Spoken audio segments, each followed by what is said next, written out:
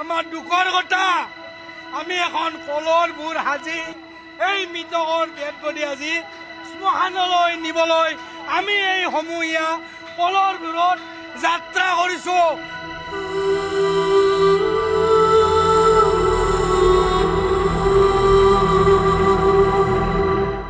Smart সিটিত চলিল কলৰ ভূৰ মহানগৰীৰ দুৰ্বিষহ যাতনা এফালে বান আনফালে মৃত্যু কৃত্ৰিম বানৰ মাজতে ৰুক্মিণী গাঁৱত এজন লোকৰ মৃত্যু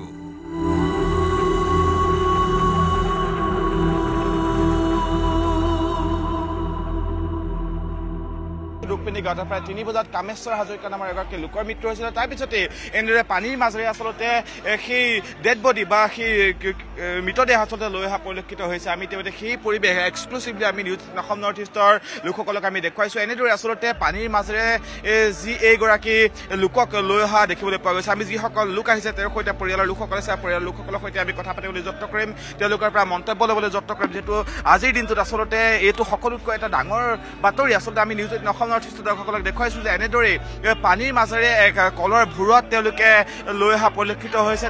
যিটো অৱস্থা ৰুক্মিণী গাঁৱত আজি 3 দিন ধৰি ৰুক্মিণী গাঁৱত এনেকুৱা অৱস্থা এটা হৈ আছে। আমি যাতায়াতৰ ব্যৱস্থা নাই, আমাৰ খোৱা পানীৰ ব্যৱস্থা নাই, আমি ল'ৰা ছোৱালীক স্কুলত আনা নিয়াৰ ব্যৱস্থা নাই। এজন মানুহৰ মৃত্যু হ'ল, এই মৃতকৰ ডেড বডি নিয়াৰ কাৰণে আমাৰ ইয়াত এখন স্বৰ্গৰথ নাই, কোনো এম্বুলেন্স নাই। যিহেতু এই ৰুক্মিণী গাঁৱত পানী, এই বানপানীৰ কাৰণে আমাৰ ইয়াত এখন মৃতকৰ ডেড বডি নিয়াৰ কাৰণে স্বৰ্গৰথ আহিব নোৱাৰে, এখন এম্বুলেন্স আহিব নোৱাৰে।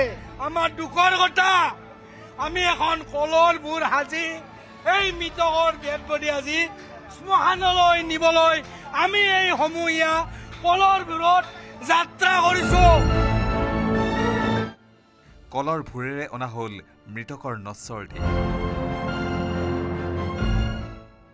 আমাৰ ক্ষোভ, আমাৰ দেহ, আমাৰ কি দেহৰ অৱস্থা, আমি কি কৰি আছো কি কৰা নাই, আপোনালোকে আমাৰ যোগসূত্ৰ আপোনালোকে এইটো চৰকাৰক জনাই দিয়ক।